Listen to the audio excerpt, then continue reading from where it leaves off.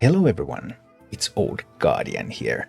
The first balance patch for Fractured in Alterac Valley is live and there are some changes in the meta. Many of the OTK decks have been nerfed, then some like Libram Paladin and Quest Warrior have had token nerfs, but yeah, nothing very important. And what does the meta look like right now? In this video, I'm going to take a look at the top 8 best decks that you can play in Hearthstone right now. And coming in at number 8 is Deathrattle Demon Hunter. Deathrattle Demon Hunter as such has not changed at all, but Deathrattle Demon Hunter was not touched by any of the nerfs.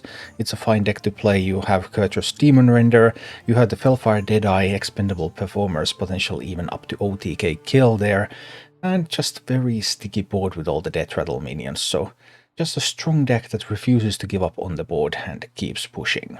Coming in at number 7 is Libram Paladin.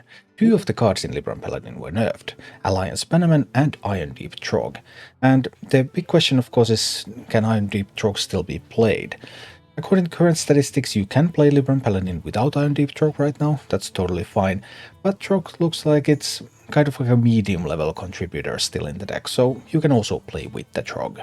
The Bannerman nerf never threatened Bannerman's position in the deck anyway, and Libram Paladin is a strong deck.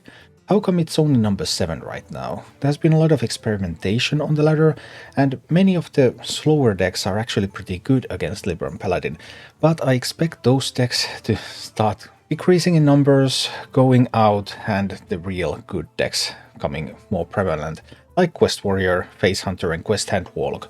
Oh look, they are all some of the strong matchups for Libram Paladin. So Libram Paladin is pretty good right now when people are still experimenting with stuff like big spell mages, and as those experimentation that stops and people come back to the good decks, I expect Libram Paladin to actually be even better than this.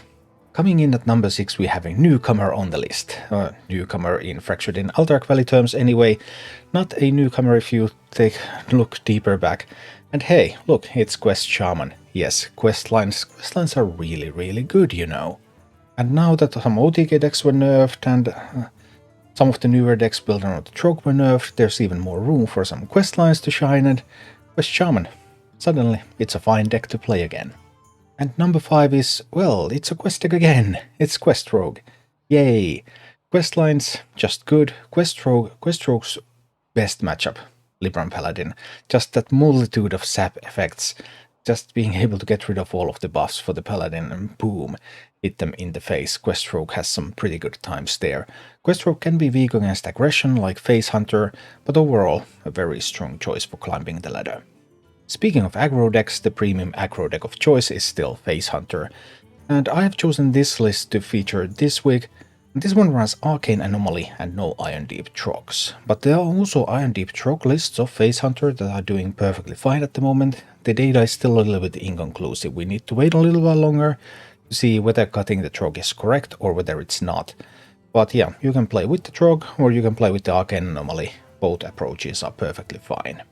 The one thing that we can say about the Trog nerf is that Trog is no longer mandatory in Face Hunter. And number 3 is another newcomer to Fractured in Alterac Valley, and it's actually kind of a newcomer to the list overall, because of course Elemental Shaman was one of the powerhouses in United in Stormwind. Elemental Shaman was a little weaker at the start of Fractured in Alterac Valley, but now the free style of Elemental Shaman seems to have found its way. The free Shaman that's totally reliant on just locking the board and burning you down, that got a little bit weaker with the patch. But this sort of free Shaman that has the Cavern, that has the Baron Glacier, Brukan of the Elements, even Ice Revenants in it, using the more mid-range, more board-centric Elemental Shaman style, and then adding some freeze effects to that. That seems to be doing well right now. And the second best deck in the game at the moment, Quest Hand Warlock. The list is exactly the same list that I featured at the beginning of the expansion. No need to change any nerfs like some balance patches, who cares. We just play whatever cards we used to play before, it's all fine. There are some Fractured in Alterac Valley cards of course in this deck, because there's a couple of full-blown evils and there's Dreadlich Tamsin, but largely it's the same Quest Hand Warlock that dominated United in Stormwind. And speaking of dominating United in Stormwind ended with Quest Warrior as the best deck in the meta. And Quest Warrior got hit a little bit in Fractured in Alterac Valley. We didn't really get any new cards, as you can see there are 0 new cards in this list. So then Quest Warrior was like maybe a top 3 deck, but not the number 1 deck. But then there was a balance patch because Quest Warrior needed to be made stronger again, and it is. Quest Warrior current number 1, although Quest Warrior's matchup spread, when you start to look at it, it's really good against some of these decks that people are experimenting with right now, which I expect to become fewer in numbers, but it's not that great against some of the really good decks. So I expect Quest Warrior to lose its number 1 spot naturally over time, as people stop playing decks that are bad ideas and start playing decks that are strong. And as for the new cards thing, well, this version of Quest Warrior, exact same list that was good at the late United installment, the exact same list that I featured at the start of Fractured and Alterac Valley, there are some alternatives, and I'm particularly intrigued about cutting Provoke for the new Warrior Hero card. Because it looks like while Rokara is not a superstar in Quest Warrior, it looks like a playable card in Quest Warrior, and there might even be a chance that Quest Warrior in the future is going to run one new card.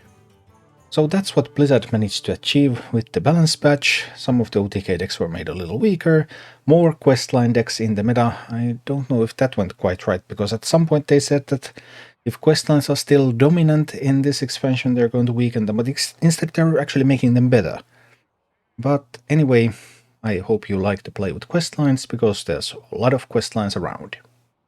Thank you for watching. If you enjoyed the content, please click the like button, subscribe to my channel, and check out my Twitch channel.